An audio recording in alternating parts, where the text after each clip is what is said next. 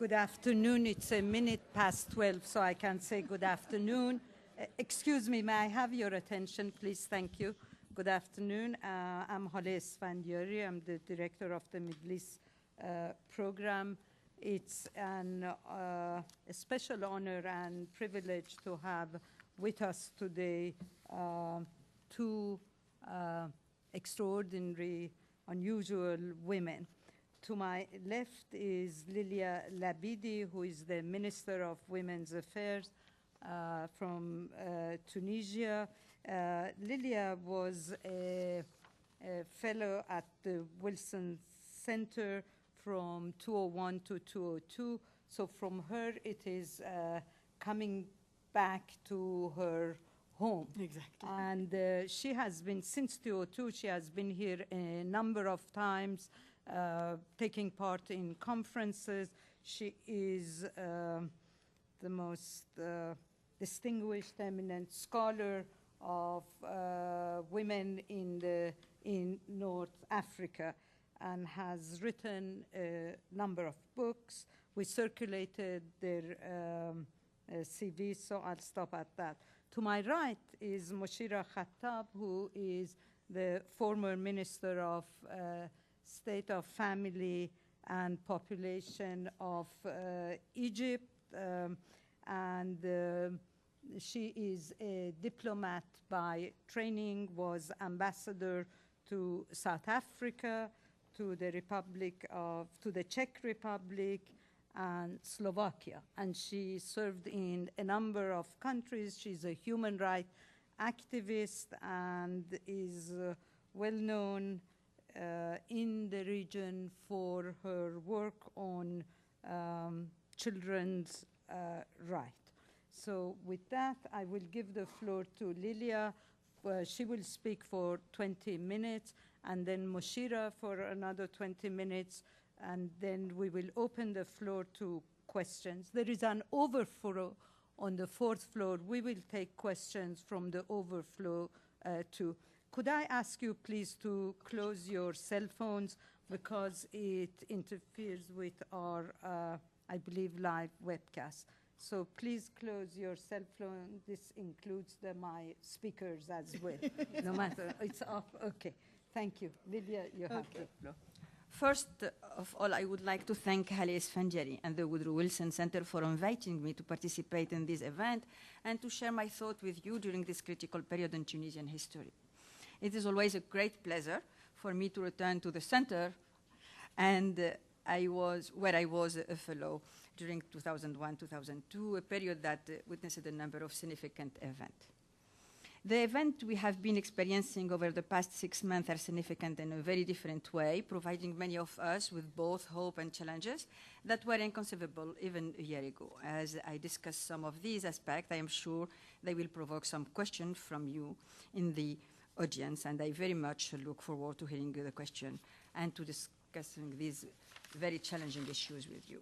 In my talk today, I would like to address several different subjects quickly. The role of women... Slowly. Okay. The role of women during the Tunisian Revolution, the outlook for Tunisian women as society moves forward, the effect of Tunisian new pluralism, the importance of Tunisian geographical position, the challenges posed by the transitional nature of Tunisian current government, the strategy we are now working on in the Ministry for Women Affairs, and what I found most surprising in the situation I encountered in taking of the Ministry for Women's Affairs. And finally, what lessons can I draw from our experiences to this point? The role of women during the Tunisian Revolution. Among the characteristics of the Tunisian Revolution, for which there is a consensus in the fact that it had its sources in the poorest region of Tunisia, that it was spontaneous, carried out by the youth, peaceful, and without political leaders. Women were very present, starting with the first demonstrations. Some were young, others older, some were unemployed, others employed. A number had artistic professions, and they were numerous in the streets of communities in the interior, like Kasserine, Sidi Bouzid, Tela. as well as in the capital, Tunis. Whereas during the demonstrations against colonialism between 1930 and 1955, women had been put at the front of march by the organizers. Between December 2010 and March 2011, we witnessed a mixing of sexes during the demonstration. In some cases, young women were carried on the shoulders of young men. And it was reproduced in several newspaper and magazine in Tunisia as in European countries. A number of local newspapers published photographs of women in rare cases veiled, voicing their rebellion against the Ben Ali regime and the corruption of the Ben Ali Triple C clan, with demonstrators often wearing the Tunisian flag over their shoulders. Some of the women demonstrators were on the front pages of national and international magazines. A number of women via Facebook pursued the struggle by collecting and distributing news and information about the demonstration. And the signs that demonstrators carried showed a global orientation with writing in English, Arabic and French, go out, irhal, and dégage. Women intellectuals and activists formerly marginalized occupied public space. One group, the Tunisian Association of Democratic Women, demonstrated in Tunis and organized a meeting in Kairouan calling for defending achievements in the area of women's rights, secularism and gender equality. But they met opposition from Salafi groups. Another group, the Tunisian Women Association for Research and Development, succeeded in organizing several conferences on themes such as democracy and transition. Independent women called for the dissolution of the National Union of Tunisian Women and the Tunisian Organization of Mothers, both of which had been closely tied to the Ben Ali regime and had worked to promote Leila Ben Ali, the president's wife, rather than promoting Tunisian women. Among others, in the city of Sousse, Rafiqa Bhouri occupied the regional office of the UNFT, gathered more than 1,200 signatures, and held a conference calling for dissolving this organization and setting up a new one to promote Tunisian women, as what's happened with the OTM, etc. The outlook for Tunisian women as society moves forward, what can I say, is the argument is sometimes made that in a number of historical upheavals where women played an important role, they were later relegated to a subordinate role as the political system solidified. I think it is unlikely that this kind of relegation will occur this time. In Tunisia, women are educated, active in the workplace, and circulated in public space. Certainly, they are far from numerous in the formal political arena, but that can largely be explained by the heavy hand of the Ben Ali regime for all this period. Today, we witness the emergence of movements in solidarity with the poorer regions of the Tunisian interior and with the refugees from Libya. And in both areas, women are very, very active. In addition, women in independent civil society, association, women journalists, women lawyers, and women judges are part of the High Commission for Political Reform, headed by Ayad Ben Ashour, which is working to prepare elections scheduled for July or September 2011. And we are also witnessing the emergence of women political figures in the political parties and associations formed in the post-revolutionary period. The revolution was carried out without political or religious leader. This is a very important aspect to which citizens return again and again in their discussion. Emphasis is frequently placed on the need to find work in order for people to recover their dignity. The religious dimension was not at the forefront during the first phase of the revolution. The revolution has made possible the existence of pluralistic political discussion, and political figures in exile have returned. In this way, many who had been marginalized are taking part in public discussion and in the creation of new political parties. New civil society associations associations, new newspapers, and other publications. The number of these institutions is growing day by day. For example, the revolution has seen the start of more than 80 political parties, 100 civil society associations, more than 50 periodical publications, including daily newspaper and weekly, some appearing twice a month or monthly, and magazines. The Ministry of the Interior is currently considering 26 new requests for such periodical publication, and 41 requests have been rejected for not adhering to the legal provisions in the press code. Of course, this new reality also includes parties with a religious orientation or that have within them groups that are religiously oriented, just as there are those of a secular orientation. And some of these events and meetings organized by independent women or by associations such as the ATFD and AFTURD have been attacked both physically and verbally by Islamic groups. On the other hand, we have also seen women wearing the hijab demonstrated in favor of a secular political system. In this pluralistic context, the concept of parity in political parties, where each party is required to have an ordered list of candidates with each candidate followed by a candidate of the opposite sex, gained unanimous consent with the High Commission for Political Reform, which includes figures from across the political spectrum, including Islamists. This concept of parity was quickly accepted by the population, generating no negative public discussion.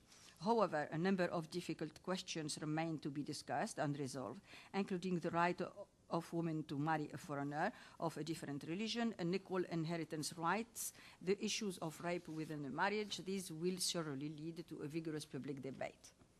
Work within the High Commission for Political Reforms aims to produce a process wherein future governments cannot be dominated by one party alone. This is a very positive development for negotiations over the rights of women, since future governments will have to take into account the rights of women as well as the rights of minority groups. The geographical position of Tunisia at the crossroad of Africa, the Arab world, and Mediterranean Europe is immensely enriching. One small sign of this I received as soon as I took on the position of Ministry for Women Affairs, expression of sympathy and solidarity for the revolution from countries in all this region, from the south and from the north.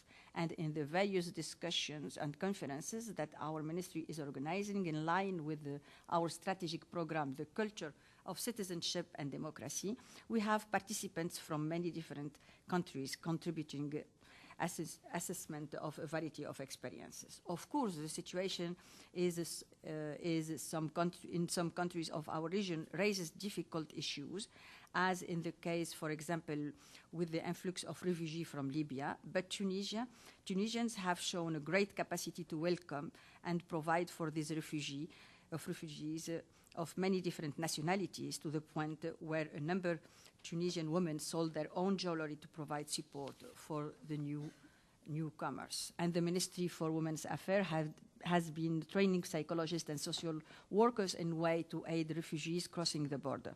The ministry has also worked closely with the UN High Commission of Refugees in providing and training personnel to help in this critical situation.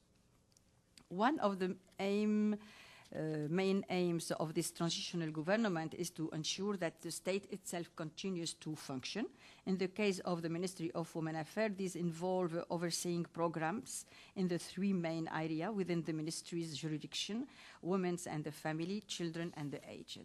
Of course, the revolutionary context is a very particular moment with enormous and historical challenges. During the first 2 months of the revolution, the government was swamped by a wave of social demands stemming from the stifling of popular expression and activity during the Ben Ali regime. And here I have to tell you that today, under Ben Ali, the poor population were around 4%, and last week the Ministry of Social Affairs declared that they were 24%. Donc, within our ministry, we have made an effort to document all these discussions and meetings, and this documentation provides us important evidence of the situation of citizens, the reception of the revolution, and the nature of the political culture of the Ben Ali regime. Secondly, it has been a main aim of the Ministry for Women Affairs to regain women's confidence in the ministry and to prepare a strategy that will reflect the needs and desires of the ministry's constituency in the current context where nothing is beyond question, including what has already been achieved in the area of women's rights. One element of my work has been to constitute a broad commission to examine the various legal codes, the labor laws, family laws, penal codes, etc. Another element has been to establish teams that will travel across the country to encourage discussion of issues related to citizenship, parity, voting rights, civil society association, particularly as these are related to women. Among the most difficult of the problems I confronted when I took over the ministry was the fact that staff numbers were very, very limited, leading to a situation where much of the country was not covered at all in the domain of women and the family. While still suffering from a lack of staff, we were able to compensate partially for this lack and to develop our broad strategy through very useful collaborations with other ministries, in particular the Ministry of Culture and also the Ministry of Labor, Industry, Health and Justice. On the whole, the work has been very difficult, very challenging, but also in many ways fulfilling.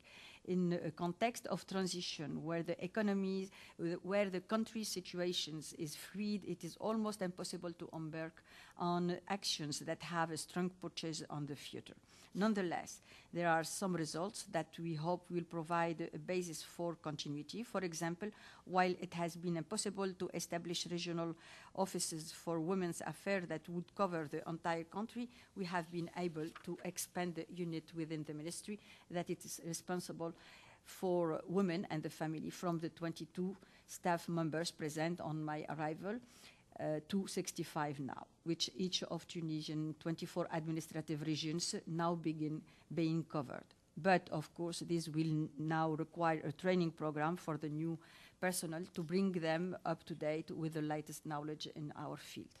In addition, we have embarked on a training program for all the ministerial personnel so that the activities in the three programs area can be coordinated. Formally, these three areas operated independently of one another, and so that all staff members will identify with the work of the ministry as a whole and will understand the stakes that are involved.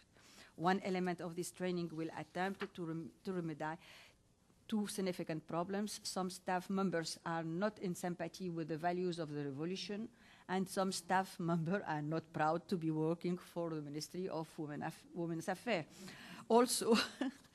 Also, for both the short and the long term, it is necessary to provide a solid foundation for the ministry's work. For this, we need to elaborate a new ontology for reflection on women's issue, to raise these to a higher status, to take into account all kinds of discrimination against women, and to help women become conscious of their capacity to transform the reality. It is only through this that women can effect changes in their condition and in their society. Among my main objectives are the following, and we have made some progress in each of these areas: to raise the status of women's productive activities, including those taking place in their homes, while taking into account women's reality and their objective conditions; to oppose all forms of violence, real or symbolic, against women; to give greater visibility to women's activity in the political sphere, and to promote the role of women in the political domain; to support women in creating civil societies, society association, to support women's initiative coming from the base. Under the former regime, initiatives were always top-down, initiatives that may be economic, cultural, associative, political, etc. To build teams that will work to keep girls in school and in university, and to promote these among rural women. What I found most surprising in the situation I encountered in taking of the Ministry for Women Affairs, I will cite some. There was an institutional vacuum within the Ministry of Women Affairs upon my arrival. There, the ministry focused its work on only two events, the the 13 August celebrating the promulgation of the Personal Status Code in 1956, and the 7 November marking the Ben Ali's taking power in 1987. All the ministries' activity were tied to these two events, and directive came from the President's office rather than emerging from the ministry's own program proposals. The deflection of some of the ministry's structure and activities to benefit the ruling elite, such as moving the emergency section for women victims of violence financed by the Ministry for Women's Affairs to the Besma Association of Layla Ben Ali, the former president's wife. The close ties that some women's organizations, such as the UNFT and with the centers of power, for example, these kind of NGO, where the salary of this president were paid by the Ministry of Women's Affairs. In the Ben Ali period, government discourse and action concerning women were based on what had been achieved up to the 1980s, largely as a result of women's activism during that period, but there were no advances on women's issues during the Ben Ali period itself in reality. The laws that were adopted during the Ben Ali period relating to women's labor were presented and publicized as law designed to aid women, but they were of no real aid to women. They were simply window dressing. The paradox during the period of transition following the revolution, of considerable violence, instance of collective rape, even calls for rape against women not wearing the hijab, while in fact, since the revolution, there have been fewer women reporting violence, and women's demand focused on their need for work above anything else. Now, what lessons can we draw from our experiences to this point? There is a direct line between the women's movements today and those of the years leading into the 50s before independence. Second, women up today are still not considered political actors, for example, whereas the political figures and the population more broadly called for dissolution of Ben Ali political party, the RCD, there was nothing on the sort regarding the UNFT, which was under the thumb of the RCD. It took the independent women to call attention to this, but up until today now, this has not had the desired effect. 3, when one is a part of the government, what should pay attention to the entire country and work towards the equal development of all sectors and areas. Currently, there is a great demographic imbalance within a high proportion of unmarried adults and high numbers of unemployed in all areas, especially among the youth. Development policies up to now have contributed to regional equilibrium, demographic imbalance, with some villages containing only the aged. Reflection on this subject must put ethical consideration at the forefront and avoid solutions like favoring an immigration that destroys families or coastal development that destroys communities in the country's interior. And the last one, wherever I go, whether it be among women or men, this is a good thing, rural or urban area, the well-off of the less well-off, I am very gratified to see the broad general support that the ministry's work is receiving, pointing to the importance of bringing the ministry's effort to all the country region and to all sectors of its population. Thank you. Thank you very much, Lilia. You managed to discuss a number of issues in a very short time, and we appreciate that very much. Moushira, 20 minutes. Yes, try. Good afternoon. Yes, good afternoon, everybody. And likewise, I would like to express my deep thanks and appreciation to Dr. Esfandiari in inviting me to be with this prestigious gathering to talk about a very important issue, the future of women in the Middle East and North Africa, focusing on the Egyptian perspective, and speaking in the wake of a revolution that inspired the world, a revolution that owes its success to men and women alike. The expectation of the future of women should be as great as the revolution they helped engineer, execute, and make a success. Egyptian women voiced their concerns, fought and slept in the streets alongside men, challenging traditional expectations of their behavior. Actually, the description that Lilia gave of the Tunisian Revolution finds a lot in similarity with the Egyptian Revolution, how it happened, who participated, and the development on events. And what I am going to emphasize is the role of women in the making and success of the revolution, their expectations now, and how do we see the future for their rights, and what do we need to recommend to help achieve this. So women really did everything to make this revolution a success, and a phenomenal, you know, they went demonstrating, they cooked the food, they nursed the wounded, they did everything. What was very interesting is the participation of women in this revolution was nearly 50%, which is quite unusual for Egypt and even for this part of the world, which really cemented the place of women as an integral force behind the success of this revolution that promises to redefine Egypt. And in the midst of all of this, and this is something very interesting and one must really stop at, women did not ask for their rights. Instead, they chose to join men in calling for social justice, freedom, democracy, and fighting corruption.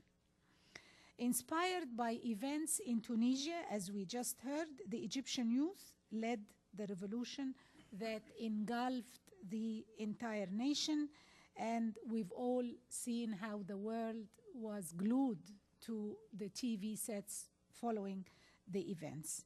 And for the first time in their history, Egyptians staged a massive popular revolt by themselves and for themselves. Exactly like the Tunisian Revolution, there was no leader, there was no religious color. It was just a spontaneous popular uprising. Protesters took to the street on January 25th, and they simply refused to return to their homes until their demands were met. What started with an uprising against police malpractice, against political stagnation and lower standard of living, has set the stage for a paradigm shift in the rights of citizens and has introduced what we hope will be an era of accountability. What we hope will be an era of accountability. The people illustrated an unprecedented awakening, which saw them break down the fear barrier and make unequivocal demands for their rights. Egyptians began to reclaim their right to political representation and their place among the civilized in choosing to wait peacefully for as long as it takes rather than to turn to violence. While a pivotal moment in Egypt's history, the events mark only the beginning of change. What started with political representation must spread onto other rights, and this is the main point I want to make from my intervention, including women and children's rights.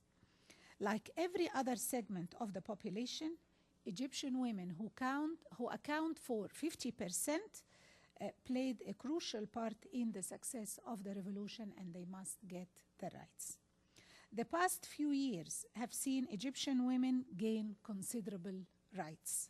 They made enormous leaps in access to education and jobs through their activism in public life. They went beyond the stage of proving themselves. I think I'm not exaggerating if I say Egyptian women now, they're ministers, they're judges, they're CEOs, they're everywhere.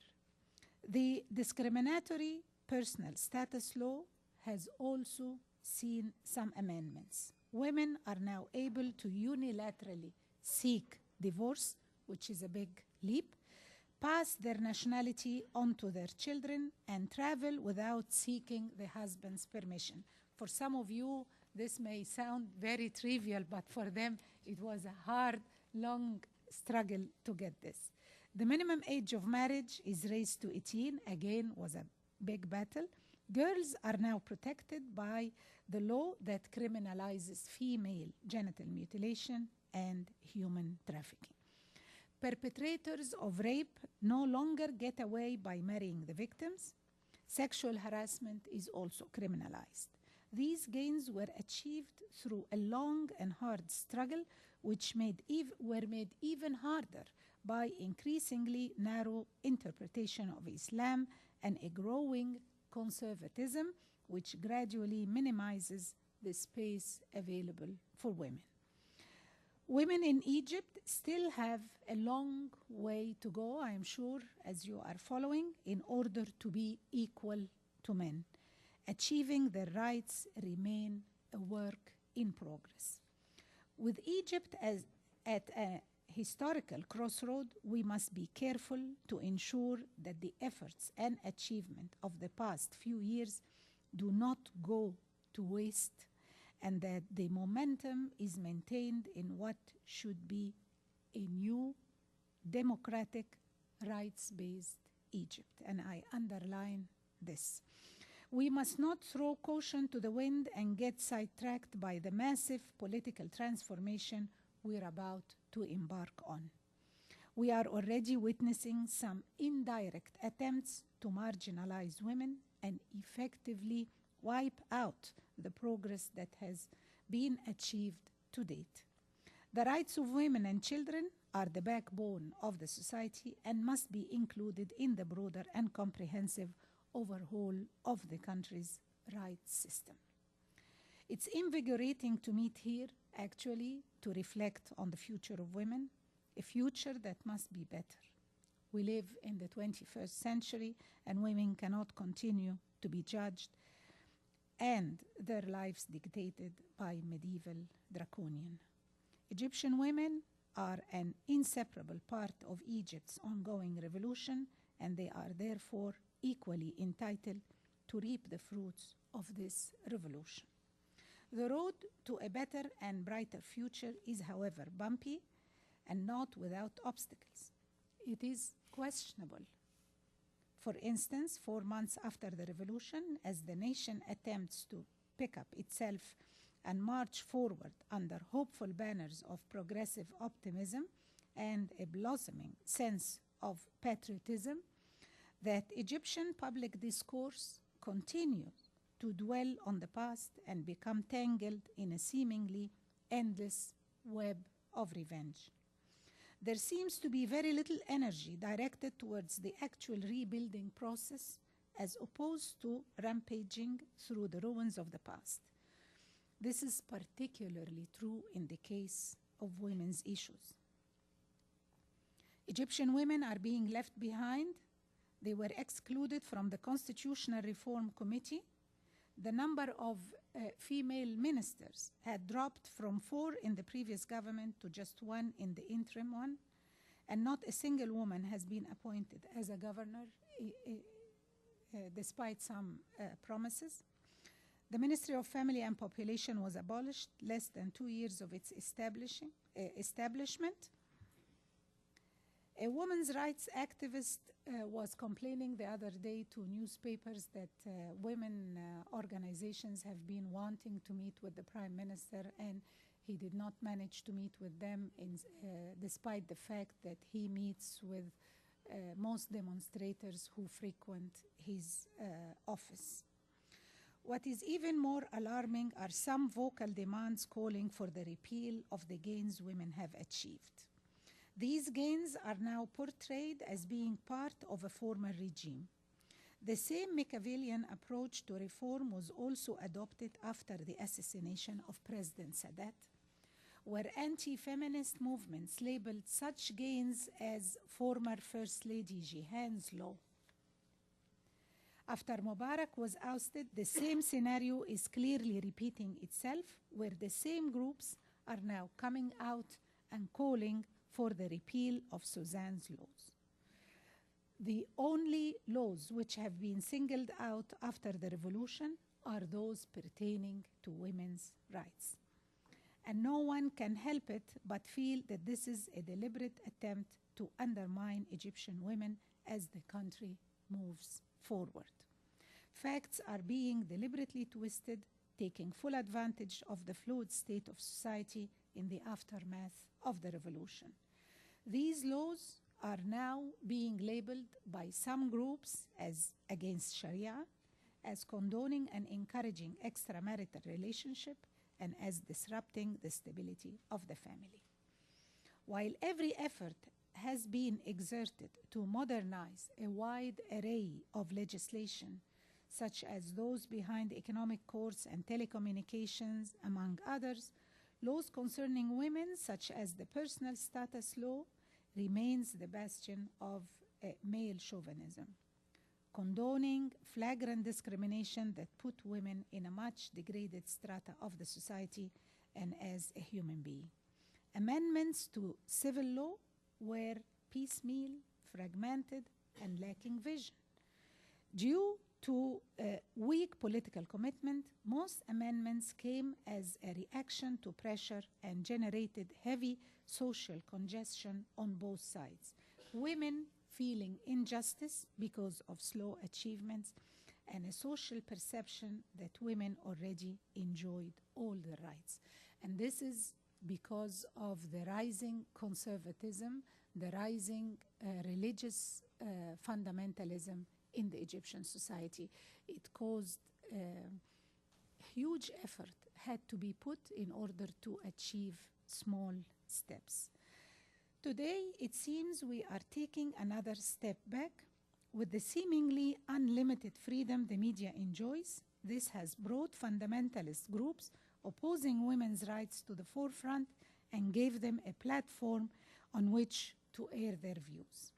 They threatened relapse into more traditional ways of thinking and silencing advocates for women's rights, calling for an Islamic state, applying Sharia and implementation of Islamic punishment, which alarmed Egypt's liberal groups, minority Christians, and women, among other groups in the society.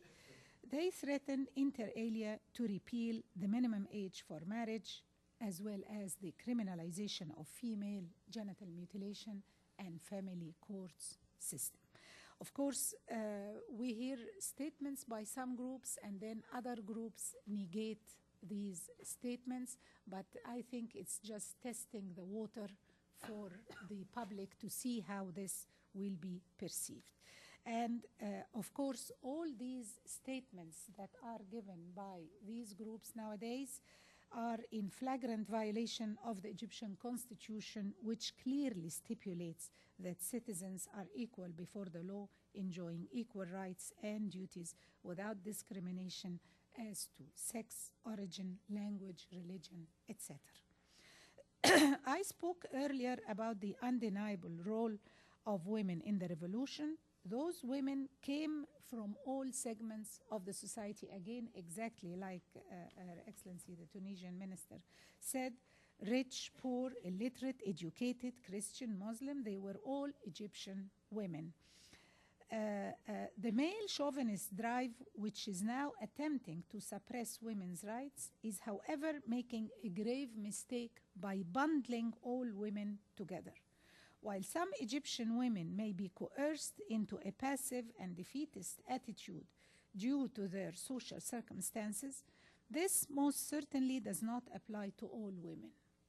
Women who initiated and led the revolution, exactly like in Tunisia, are among Egypt's brightest and most empowered women. In addition, the revolution was engineered using the internet and social media, and many of those who instigated the protests that led to the revolution were avid users of these technologies. So much so that they would undoubtedly rank as seasoned users on an international scale. And Egypt is very much leading in the area of ICT, and we're very advanced in this area. I therefore find it very hard to believe that these forward-thinking and highly intelligent women will simply give in to these pressures and submit to medieval laws that contravene virtually every human rights standard. I recently participated in 2 roundtables. I think I will skip that if you're going to waive the 5 minutes. One in Morocco that was championed by Dr. Rangita and the Wellesley College, and the other one by the USIP with a different attendance, different women, but the same concern. So I think it's internationally now the struggle of women for rights and how the society look at these rights. And so I would like to end by a question that has been floating by a number of scholars and human rights activists. Is Islam against women's emancipation? Can we free Islam from the accusation that it does not help its followers to advance? Why have the West advanced and Muslims regressed? Can we justify the inability of Muslims to keep with modernism as a result of an introvert understanding of religion? And why is it difficult for women to be recognized as equal citizens? These are questions that are being put since 1798, and I will not elaborate more. In my view, the solution is the relentless application of the rule of law in a civil state. Our states have ratified UN human rights conventions such as CEDAW, Convention on the Rights of the Child. They are legally binding documents for the countries that ratified, and member states are legally committed to take measures to ensure the rights contained therein.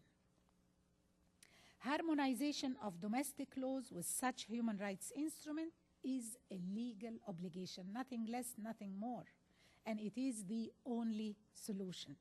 In the case of Egypt, the constitutional amendment, which is now a work in progress, must include the establishment of a bill of personal rights and freedom that will be as stable as the Constitution itself. If we have this in the Constitution, we will not have some people come and ask for the repeal of laws that were adopted by popular participation and took a lot of time and effort. So this is a guarantee. Of course, there is a demand now in Egypt that the constitution be amended before any elections, be it presidential or parliamentarian, and before any political group takes hold of Egypt's parliament to dictate its will. We must have the constitution, a rights-based constitution, and then we can have the elections.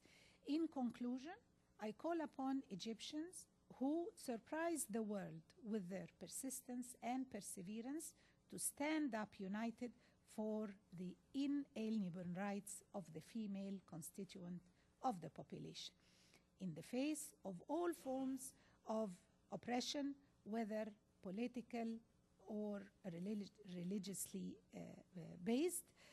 The Egyptian Revolution is a process that has just begun, and an integral part of that revolution must be to uproot narrow-minded, discriminatory thinking in order to ensure justice for all. And as Martin Luther King Jr. said, threat to injustice anywhere is a threat. Threat to justice anywhere is a threat to justice everywhere. I thank you for your attention. Thank you. I hope Thank you didn't- very Thank you very much. We'll be opening now the floor to your questions. We will take also questions from the overflow also. Let me ask a question, thank you, to both of you. We, in Rabat, I met a woman judge who came from Tunisia and put a question to her how she feels about whether there is a threat to the secular state or not.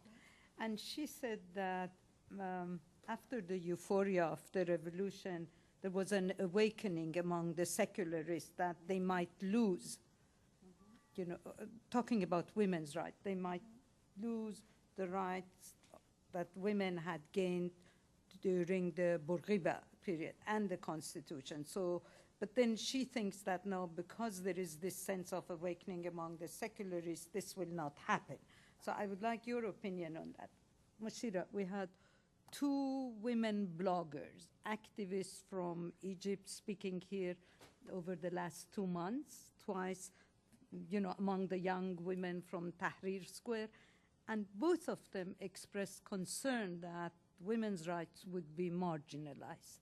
So I would like both of you, you comment on Tunisia, you comment on their concern. And I asked them, I asked one of them, what would happen really if it turns out to be that what you worked for will not, your dream will not be fulfilled?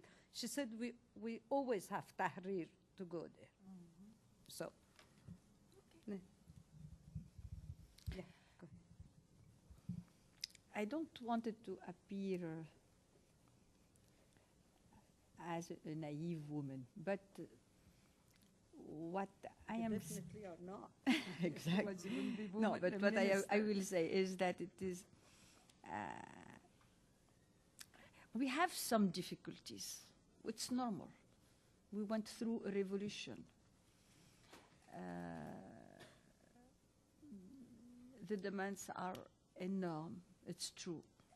The difficulties are very, very important one. But what I remarked is that there is no doubt about the desire of the society as a whole to keep the rights, the women's rights.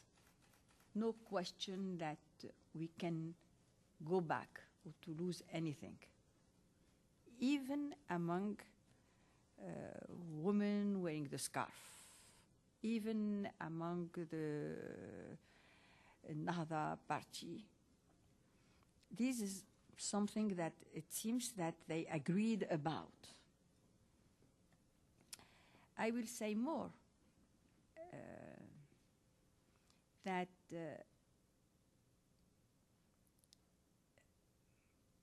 political parties as a whole, they are discussing about how we can ameliorate the personal status code. When we had a debate about parity, we didn't see any resistance about it, and which is really important. We didn't. This shows that population is ready for something new. Now, I think that the political parties can have a position today and another one another day. But this is the way they work. And this is the way how they can collect voices and they can, etc. Donc, sincerely, I never met even women in rural area, etc., which we consider as the poorest one about rights. Mm-hmm. There is even someone wrote, an Islamist wrote in the newspaper one day, he said, we can't even have one woman, how you want us to have two? Mm-hmm. To make a little bit funny the discussion about this. Donc, polygamy. Yes, about polygamy. Donc, yeah, polygamy. Yes, it's meant. Donc he said we can't even have one because of the difficulties of social life, etc. Donc how we can. Now, the problem is among the poorest one. Those who do not have a job, those who have less rights, social rights, etc. In the process of election, if some political parties have more money and have money to spend, can buy votes, then yes, this is a danger, because among the poor, those who are not having a job, those who do not having the security, etc., etc., and we saw it recently among the problems that we had in the country, that some people were paid to do this kind of act of vandalism, etc. Donc, yes, it's possible that at the end, but we have to control it.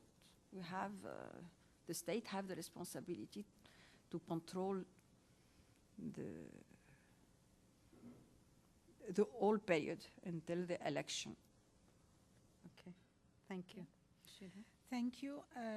I just want to say that the issues I spoke about has really generated a lot of activity on the ground.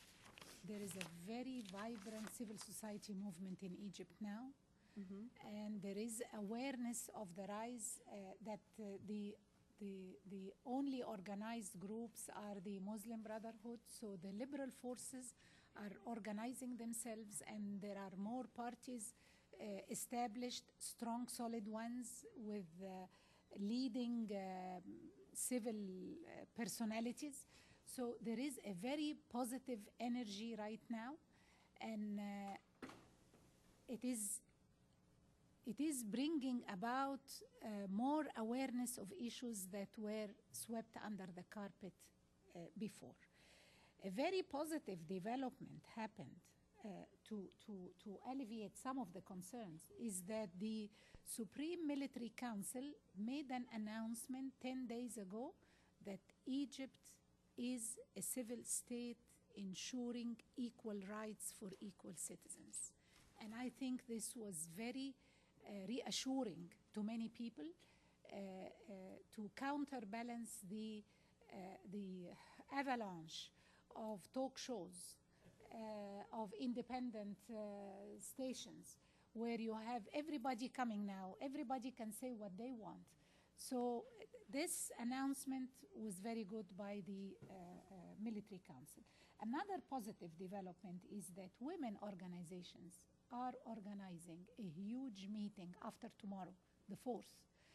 Over 1,000 representatives of the civil society organizations, they're meeting to put the agenda forward because they are aware of this. And this is, you know, it's a revolution, and everybody says what they want. So what I told them, these laws that were made to support women to redress historical discrimination are now the property of the women. It's not the property of anyone. So if you're really worried that you will lose these laws, you have to come out and defend these laws. It's a common scene now to see men walking down to the Prime Minister office or to Tahrir Square asking to repeal laws on child custody, visitation rights, and all of that. They want to repeal this. And women keep phoning. I said, instead of phoning, organize yourself and go down the street. Like you said, Tahrir Square is for everybody now. Anyone can go and put their case in Tahrir Square. Go to Tahrir Square or go to the Prime Minister and make your case known. So there is energy, and I think it's, like I said, it's a historical moment, and I don't think that the intelligent women, the educated women who engineered the revolution will accept to have this setback. And it's a healthy sign to flag the concerns and put them out, rather than to keep them inside and don't talk about them. And of course, it's a challenge, but the most important thing now is the constitutional amendment, and it is It is known now that women must be an integral part of it. And after this uproar about the exclusion of women from the Constitutional Committee, women now are participating in the public dialogue that's taking place, both on the Constitution and the other one on the political life and the agenda and how to move forward on it. So I think it is now up to women organization to stand up and make their case in order not to be overtaken by events. I don't know if I'm speaking for Tunisia on this, but the Egyptians are very religious people, and religion is a very soft spot. So if you come to an Egyptian and say, God, this verse of Quran says so and so, they cannot say a word. Or Prophet Muhammad alayhi salatu wasalam did this and that, they cannot say. So religion is a soft spot. My dream would be to liberate religion from the accusation of discrimination against anyone, like we did with female genital mutilation. This separated religion from this and speak about law, equal citizens enjoying or entitled to equal rights. This is the civil state that we have assurances that Egypt will not deviate from a civil state. Later. Questions from you, please. Just wait for the mic. There's a mic coming. Thank you. And then we'll have a question from the fourth floor, overflow. There are people upstairs watching? Downstairs. Yeah. Philippa Strum from the Wilson Center. Thank you both so much. I'd like to follow up on your comments about women in the political process. Lilia, you mentioned something about parity or the desire for parity, and you talked about women coming out on the streets, women's organizations. I understand that the parties in both Tunisia and Egypt now are very much at the beginning of organizing themselves, but I'm wondering who are the women who are being reached out to participate in the political process at that level? To what extent, among the Egyptian parties, because this wasn't mentioned, is there a commitment to having women candidates in the election? To what extent are there efforts to go beyond elite women? Is it possible to go beyond elite women to look for candidates that, for all of the parties? Thanks so much. I want brief answers because we have a lot of questions, please. Yeah, sure. It's a great question. Alors,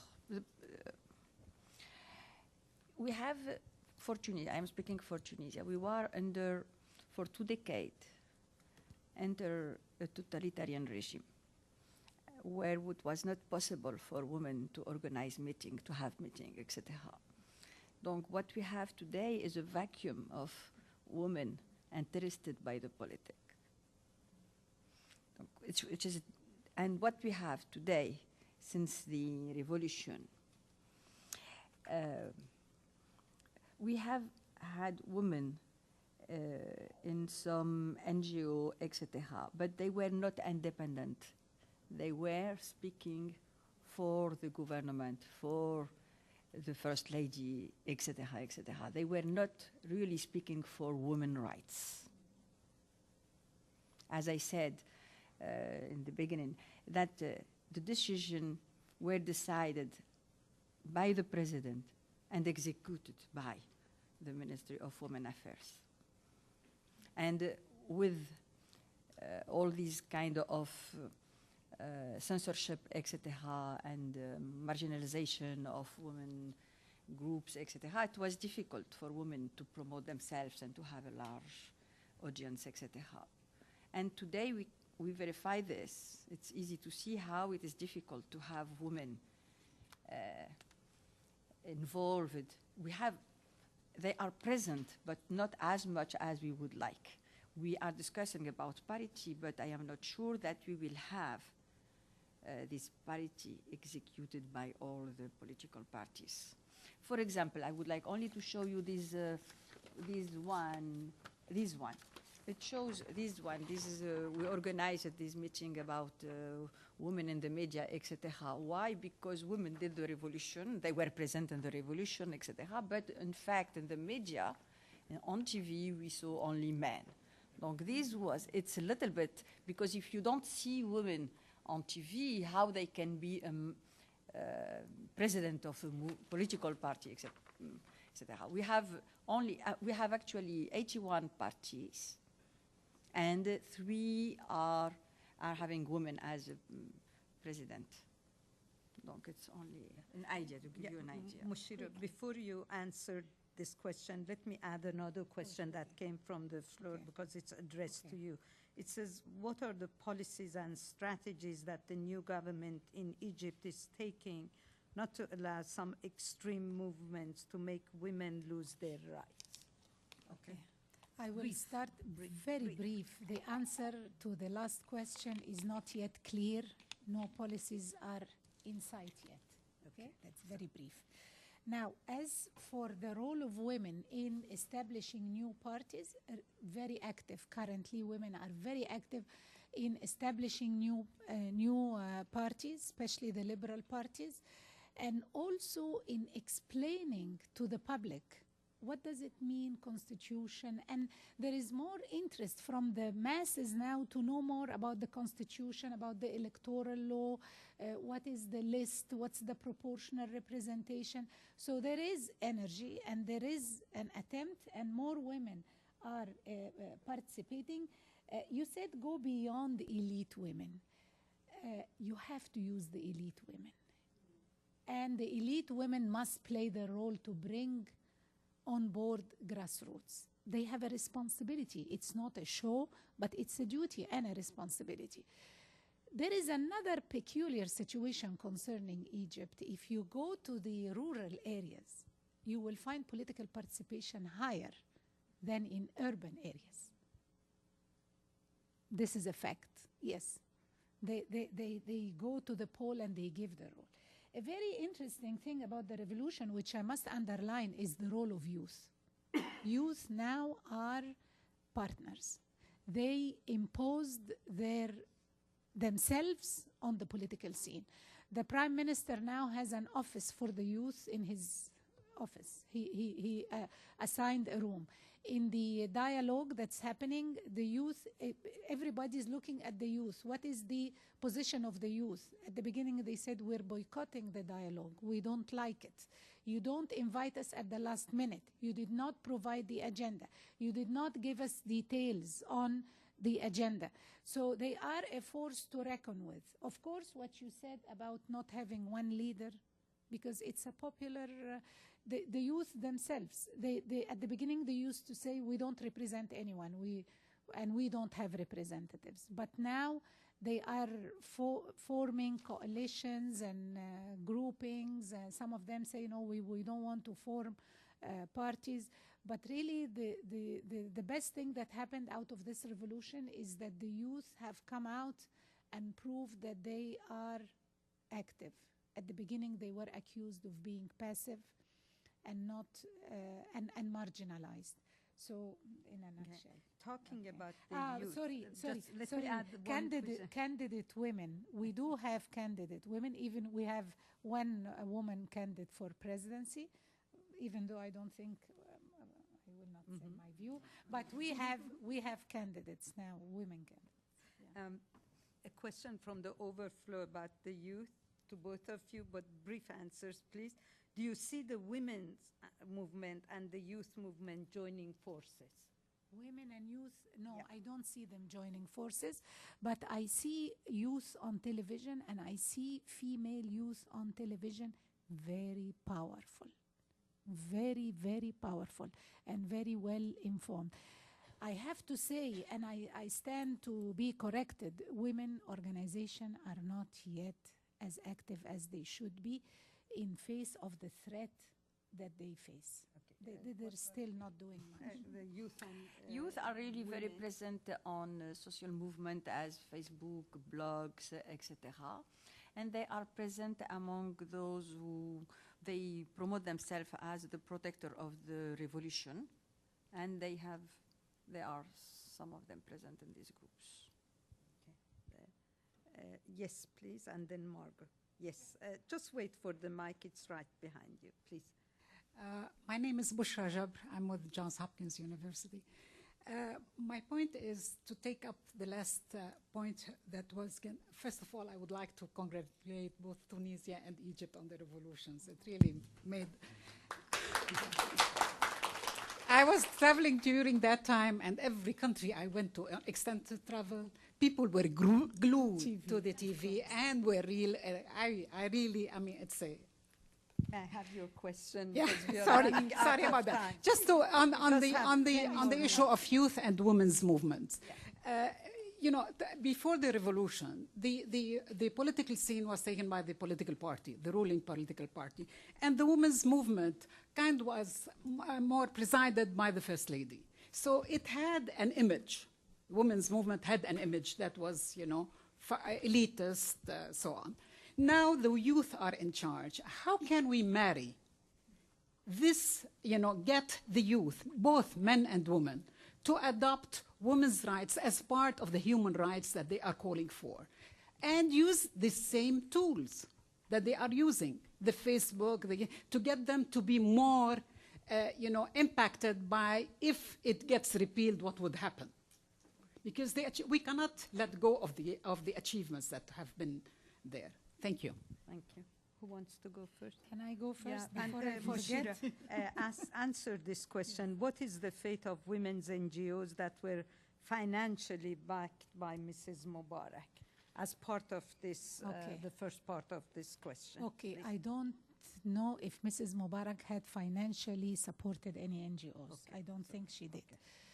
She presided over NGOs, but she did not provide funding to any NGOs. Now, the First Ladies. This is an issue so much debated. Do you want a First Lady who stays home and go to dinner, or you want a First Lady who would move the society behind certain issues? This is a question I put. Number two, I take the example of Egypt's First Lady. She worked on women's issues, children's issues, she worked on culture, she worked on heritage, she worked on science, bioethics. Now, Alexandrina Library, this is a mega program that she engineered and she mobilized, and now nobody labels Alexandrina Library with or Biblioteca Alexandria Biblioteca with Madame Mubarak. They only label the women's laws with Madame Mubarak.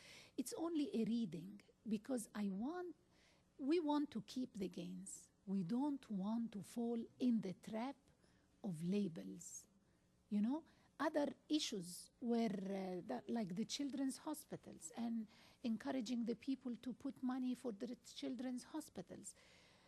I think anyone who can help mobilize and remove discrimination should do it. First Lady or Last Lady. This is my my view. That's it? No, that's it? That's Facebook it? now, every single entity now has a Facebook address and account. The Supreme Military Council, first thing they made a Facebook, and the government, everybody, which I think is something very good. It's energizing people. What I will say that it is, first what we remarked in Tunisia is that the youth, men and women, will say we are all concerned by the human rights. They discuss much more about human rights than women's rights, etc. This is quickly answer. And I think in our country, the First Lady had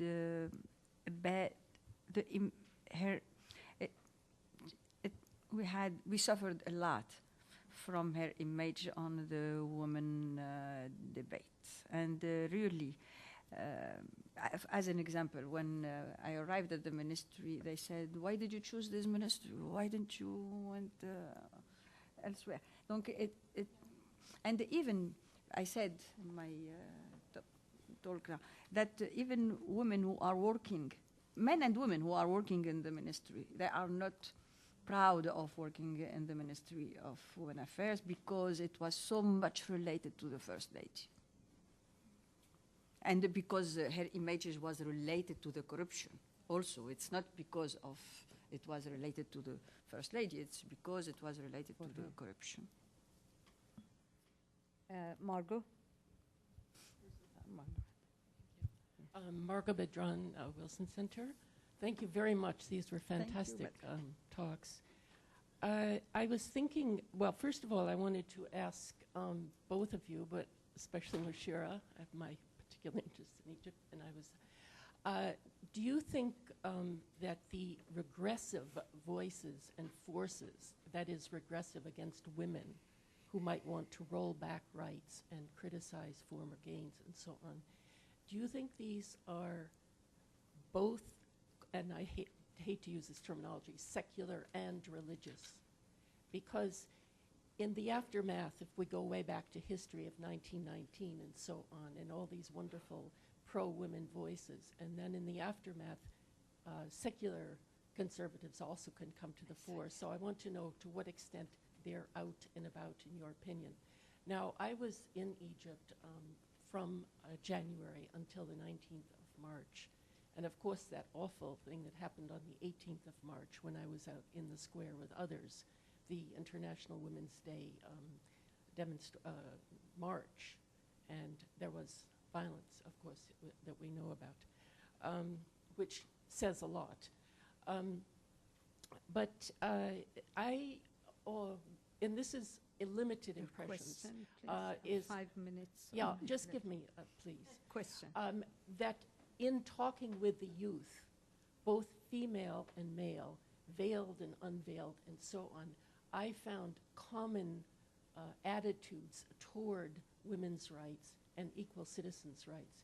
It's a little bit perhaps different. I mean, you were saying it's human rights is the concern.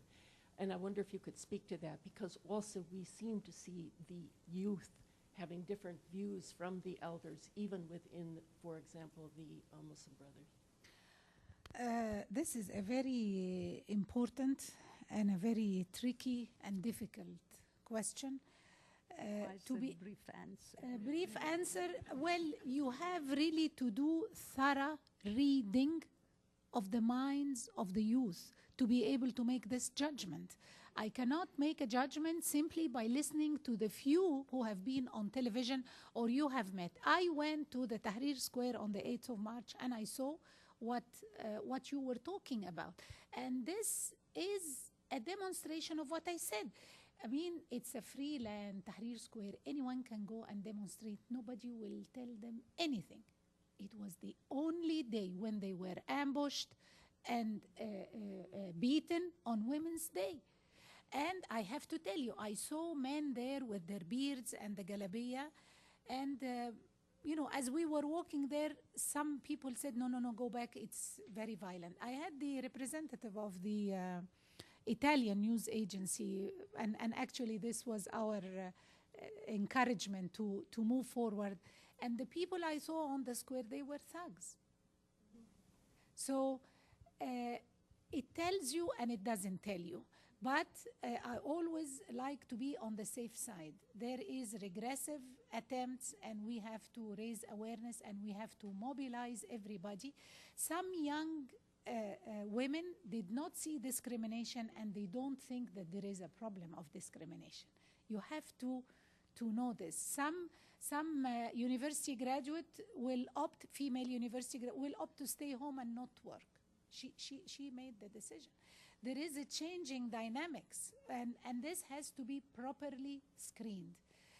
Whether some secular forces are against women's rights or not, I look at the left, and they are very much for women's rights.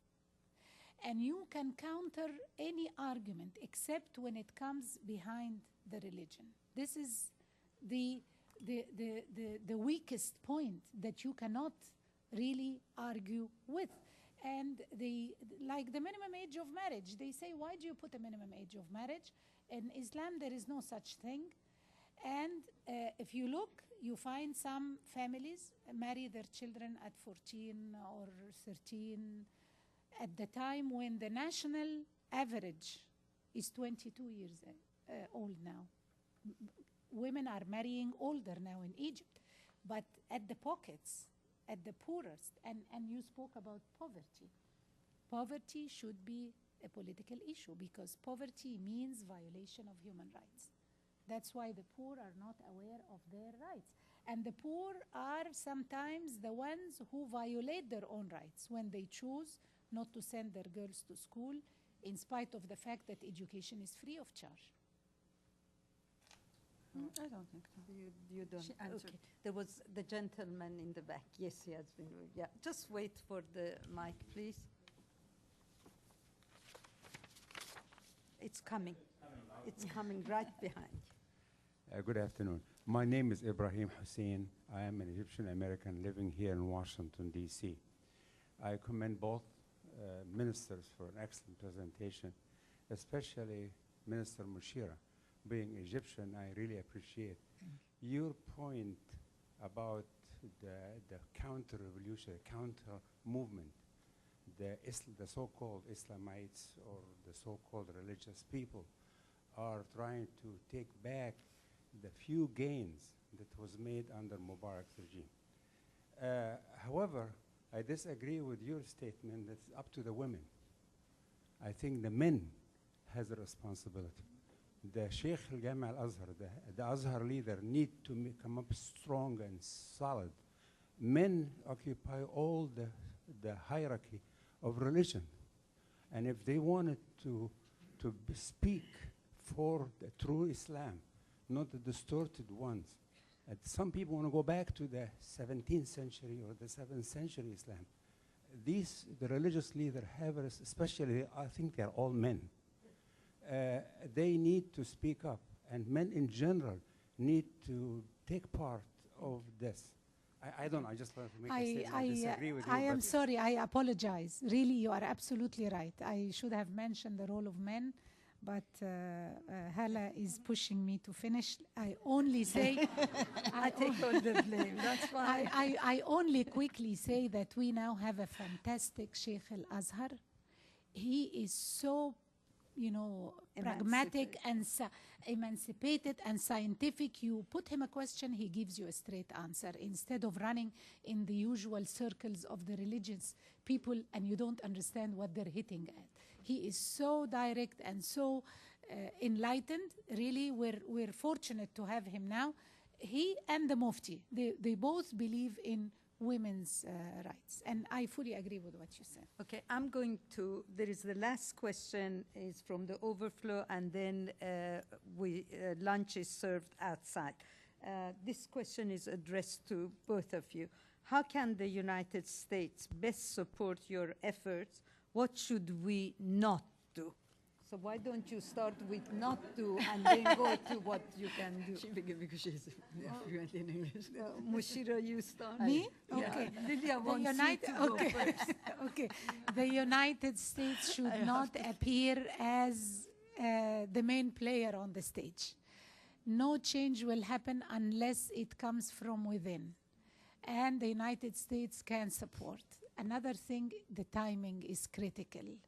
When help is needed, it must be given on the spot. But if I'm drowning and you say, I'll help you tomorrow, then the help doesn't really help much.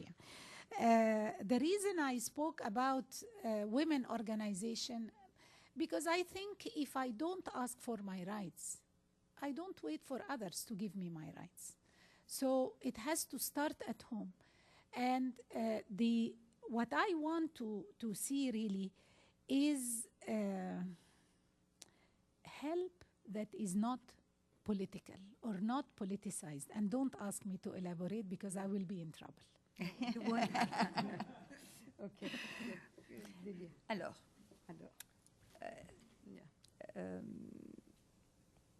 sincerely, it's a very important question.